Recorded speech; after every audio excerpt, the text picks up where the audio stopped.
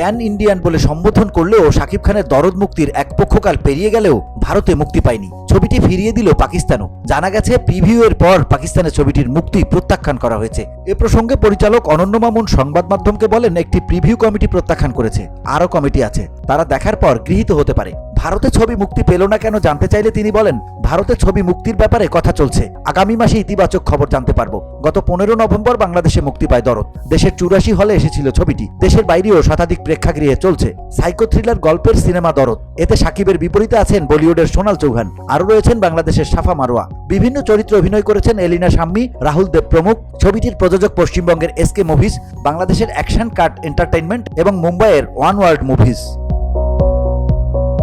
VOD Bangla news desk.